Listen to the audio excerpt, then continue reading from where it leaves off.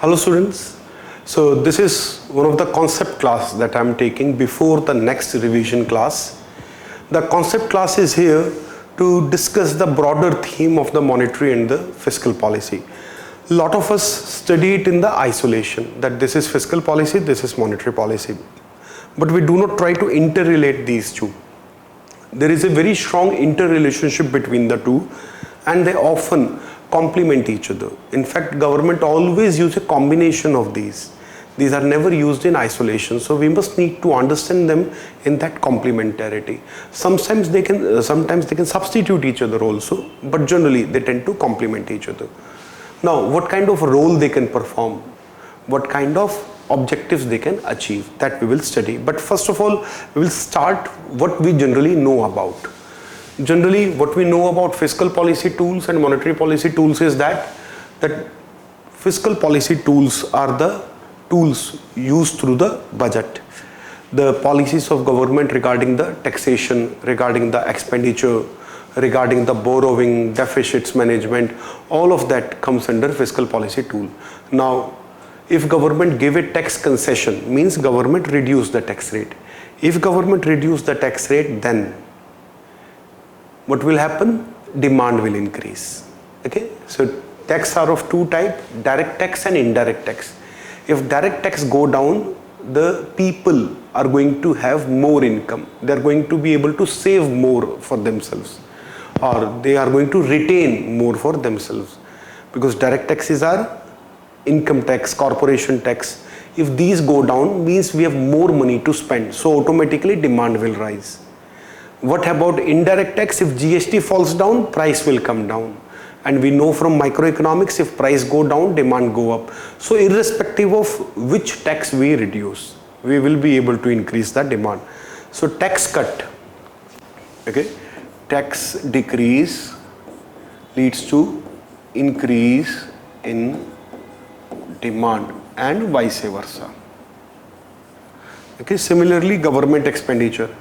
If government spend more money, where do government spend money, by the way? Government spend money on schemes, government spend money on programs, government spend money on salaries and pension. So if government spend more, it will either give more salaries to the people, government employees, other people. That will give more money to people. If government spend more on schemes, that will also ultimately reach to people. So more money will be there with people. If government spend it for, let us say, construction of highway, for other infrastructure, power plants, etc., then also it will create more jobs, because that activity itself will generate more income. Irrespective of how government spend its money, generally it would lead to more money with public. Okay, so government expenditure also leads to increase in demand. If there is increase in government expenditure, there is increase in demand. And same goes for non-tax revenues. If government reduces the non-tax revenue, means it decides to cut on the tolls, it decides to cut on the railway fares. All of these are example of non-tax revenue. It decides to cut on the fee and fine, etc., court fees, challans, etc. Then also people are going to retain more money, and that will also increase the demand. Okay, so non-tax, if they go down, that will also increase the demand. And if government borrow more, means government is borrowing to spend more. Why otherwise government needs to borrow? So if government will borrow more, it will spend more, and that will also generate more demand. So if you see, all the tools here have culminated in what? It has led to increase in demand. So fiscal policy works through influencing the demand in the economy. This is the crux of fiscal policy we got to understand. Now, what happens when demand increase? If there is more demand in the system, what will happen? If I am a producer and I see there is more demand for my products, I will set up more factories, because I can see if demand is continuously increasing in future, my production system will not be able to manage. My production system will face difficulties. So all of that is going to happen very soon in the future if demand is increasing. So I will open more factories, I will open more power plants, I will open more production facilities. So if producers will start opening more facilities, that basically is investment. And if people will set up more factories, means there will be more production. So demand encourage investment, and investment ultimately leads to more production, which essentially is growth. So demand, let me make it here, demand encourage investment,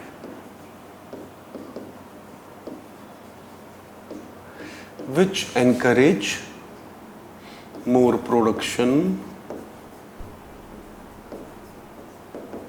and which leads to growth.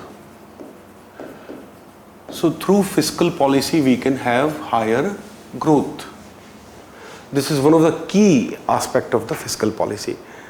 But what happens when there is more demand? If there is more demand, price will also rise. By the demand and supply equilibrium, we know if demand rise for a given supply, initially there will be price rise. So this will also lead to inflation. Demand also leads to inflation. Okay, so government policy may either be encouraging the investment and the demand, or it may also be trying to control the inflation by cutting the demand. Either way policy can work. We can cut demand for price control. We can encourage demand for more growth, depending upon what is the level of inflation in the economy. So with fiscal policy we can achieve both. We can achieve growth, and growth itself brings many benefits like employment, many other benefits, okay, like welfare improvement. So that also happens with growth. So those are indirect side effects of growth. Generally that happens. And apart from growth, what can we achieve through fiscal policy? Stability. Stability, if it happens in price, it will also happen in many other areas. Similarly, through fiscal policy, by controlling borrowing, we can control fiscal deficit. We can also control debt to GDP ratio. So fiscal policy, in short, can be either used for encouraging demand and ultimately growth, or it can be used for stability.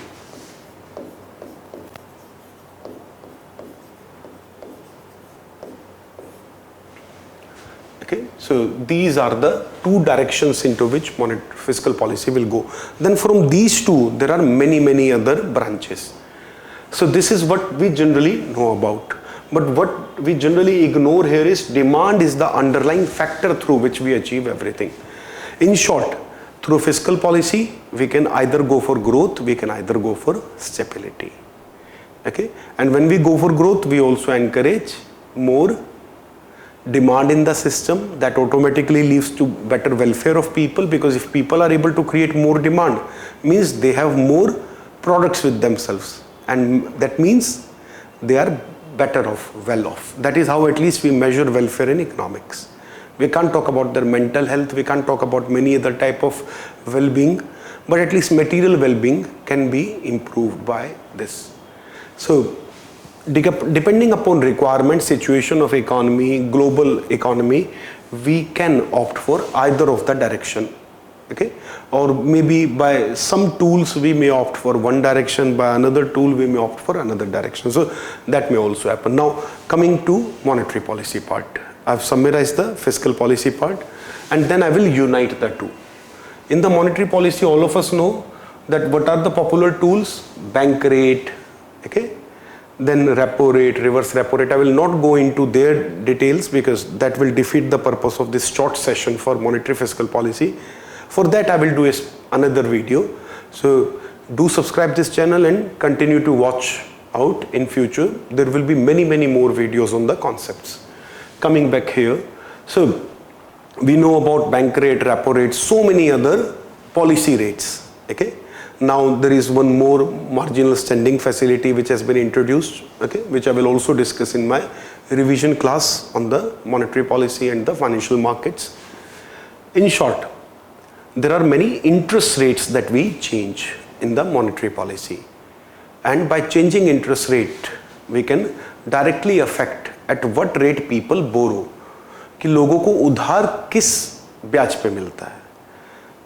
Okay, if government increase the policy rate, banks will also increase their lending rate, deposit rate. So that affects how much investment will be there. Because if I am CEO of a company and I want to borrow 5 crore rupees to set up a cement factory or 15 crore rupees to set up a small cement factory. Now, this 15 crore rupees I will borrow easily if interest rate is low. But if interest rate is very high, I may postpone my decision. So interest rate also influence investment. Demand influence investment. If demand for cement is rising continuously, I will definitely install that plant. But still I have to wait for suitable interest rate. So interest rate, they can also affect the demand and investment. So fiscal policy can affect demand and investment, and monetary policy can also affect demand and investment. Okay. Interest rates also affect demand. Interest rate also affect investment. For example, you want to buy a car, but at present auto loan is available at 13.5%. You may like to postpone your purchase if you believe the interest rate in future may come down to 11%. So interest rate can influence demand also. So demand and investments are affected by both monetary policy and fiscal policy, as we have seen. But I will come to how they individually affect. Let us now talk about reserve ratios. What are reserve ratios? CRR, SLR reserve ratios. Okay. Since you are watching video on monetary and fiscal policy, I at least hope you know about these basic terms. If you do not know, you have to watch some of the more videos that will come out in future. So there are reserve ratios, SLR and CRR. If CRR increase, SLR increase, banks will have less funds to create loans, and that will decrease the money supply. Okay, so reserve ratios affect the money supply.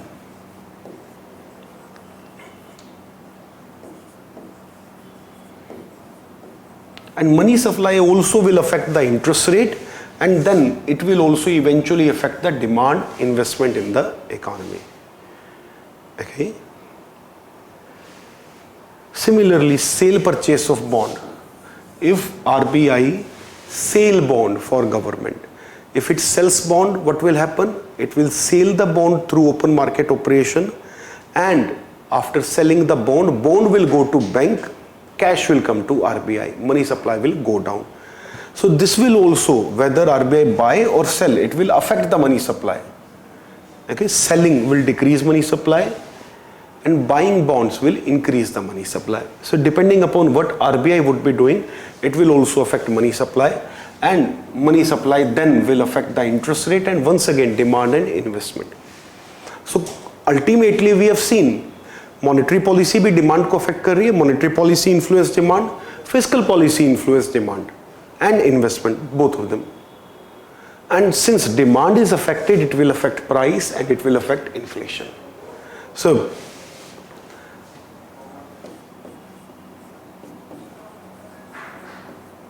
if we look at the situation, we are back at the same thing. What did fiscal policy influence? Demand, investment, inflation. What do monetary policy influence? Demand, investment and inflation. तो दोनों तो एक ही काम कर रही हैं. Both of them are doing the same thing in a way, achieving the same objectives. Okay, so monetary fiscal policy achieve same objectives but through very different route.